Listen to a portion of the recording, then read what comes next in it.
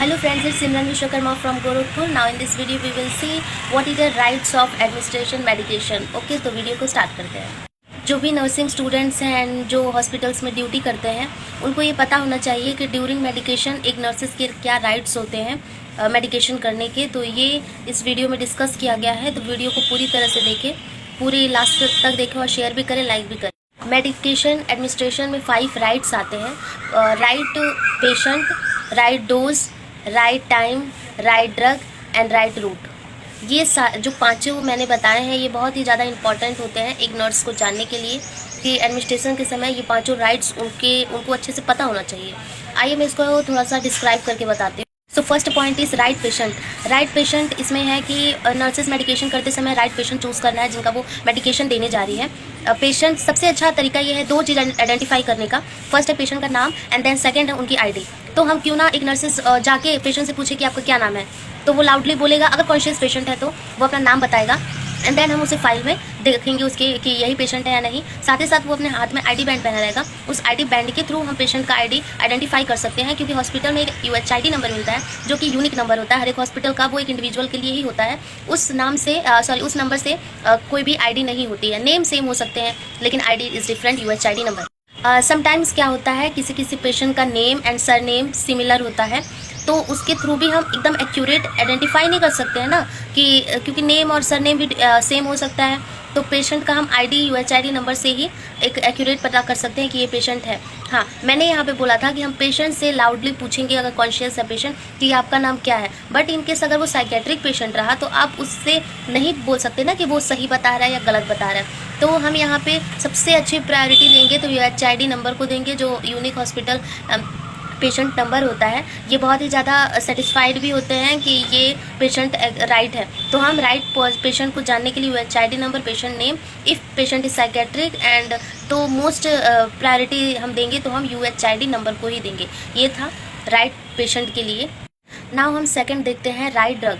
Right drug सबसे पहले हमें जानना जरूरी है। किसी भी पेशेंट को ड्रग देने से पहले कम से कम हमें मिनिमम मैं बता रही हूँ कि 3 बार हमें ड्रग जरूर चेक करना चाहिए। फर्स्ट, जब हम ड्रग मेडिकेशन सीट से दवा निकाल रहे हैं तो एकदम एग्जैक्ट निकालना है, ध्यान देके निकालना है। दवा लोड कर रहे हैं और दवा एडमिनिस्ट्रेशन करने जा रहे हैं तो भी हमें एक बार ये चेक करना है कि राइट डोज ड्रग जा रहा है कि नहीं जा रहा है।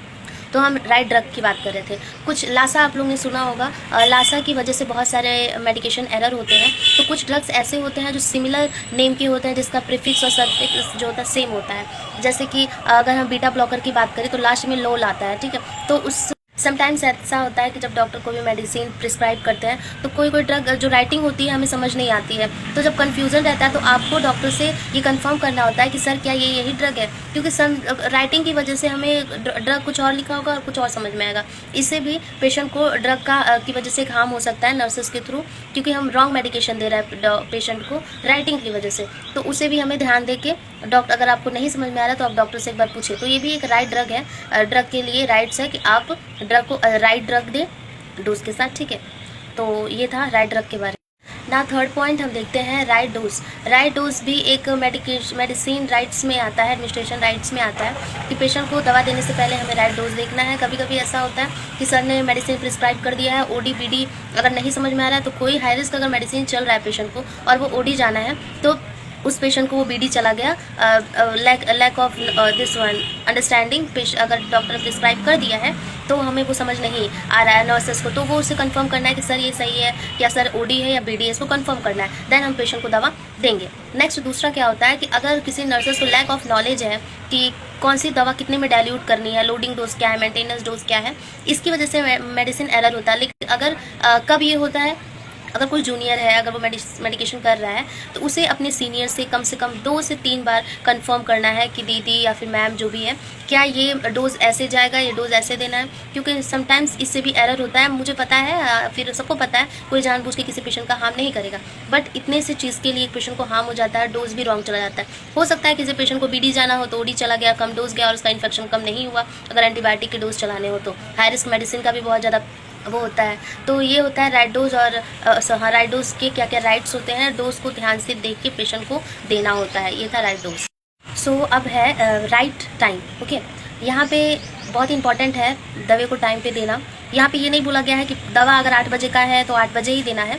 यहाँ पे राइट टाइम का ये मतलब नहीं है। हाँ, कुछ कुछ मेडिसिन होती है जिसका फिक्स टाइम होता है जिसे हमें देना होता है, लेकिन यहाँ पे ये बोला गया है कुछ कुछ दवाएं ऐसी है कि जिन्हें हमें स्लो दिया जाता है, एक टाइम मेंटेनेंस होता है, कितने पीरियड में इसे हमें ख़त्म करना है।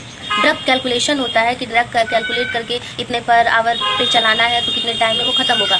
जैसे वैंकोमाइसिन अगर सर बोल दिए किसी पेशेंट को चलाना है तो वो स्लोली देना है, ठीक है। वैंकोमाइसिन जो क्या है स्लोली देना है, बट अगर किसी नर्स को ये चीज़ नहीं पता है तो वो फास्ट दे दी तो पेशेंट को प्रॉब्लम हो सकती है।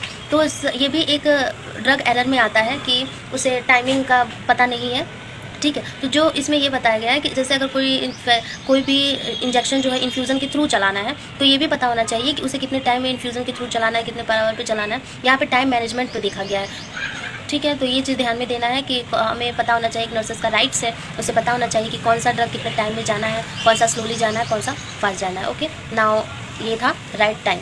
नाउ ये है last point, right route. Right route आप लोग को अच्छे से पता है कि ड्रग एडमिनिस्ट्रेशन के रूट्स डिफरेंट हैं। आईवी है, आईएम है, सबक्यूटेनियस है, इंट्राडर्मल है, बहुत सारे वे से रूट से, पीओ है, पर माउथ ओरल भी है, बहुत सारे रूट से हम पेशेंट को ड्रग एडमिनिस्ट्रेट करते हैं। एक इंजेक्टेबल ड्रग को 3 तरीके से भी इंजेक्ट किया जा सकता है, आईएम, आईवी, सबक्यूटेनियस। लेकिन सब ड्रग का जो भी थ्री वे है, ये पेशेंट के कंडीशन के अकॉर्डिंग हम उसे पेशेंट को रूट डिसाइड करते हैं एज ए डॉक्टर प्रिस्क्राइब कौन से रूट से हमें देना है। इन केस हम हमेशा देखते हैं कि इंसुलिन जो होता है, इंसुलिन इंजेक्शन हम उसे सबक्यूटेनियस ही एब्डोमेन में देते हैं, but lateral of umbilicus. But क्या होता है इन कंडीशन हम कभी कभी ऐसा कि हम इंसुलिन का इन्फ्यूज़न भी चलाना पड़ता है। इंसुलिन को हम डायरेक्ट आईवी भी देते हैं, डिज़ोल्व करके, नॉट ए डायरेक्ट, डिज़ोल्व करके। तो ये सब अलग अलग कंडीशन में दिया जाता है। तो नर्सेस को ये ध्यान देना चाहिए कि डॉक्टर ने आईवी लिखा है, सबक्यूटेनियस लिखा है कि आईएम लिखा है, ये चीज़ हमें ध्यान देना है। नर्सेस के ये राइट्स है कि उसे ये चीज़ अच्छे से पता हो कि कब क्या पेशेंट को कौन से रूट से मेडिकेशन एडमिनिस्ट्रेट करना है।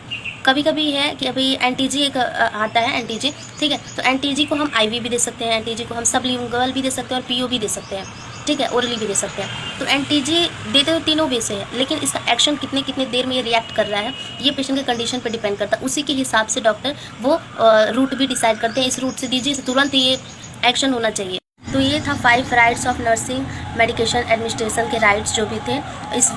इसमें बहुत सारे और भी पॉइंट्स हैं, बट मैंने बहुत ही कम ही कवर किया है बिकॉज वीडियो बहुत लेंदी बन रहा था। सो आप इस वीडियो को लाइक करें, शेयर करें, सब्सक्राइब करें, और हर एक नर्सिंग स्टूडेंट को पता होना चाहिए 5 राइट्स के बारे में। So thank you for watching my video. Thank you.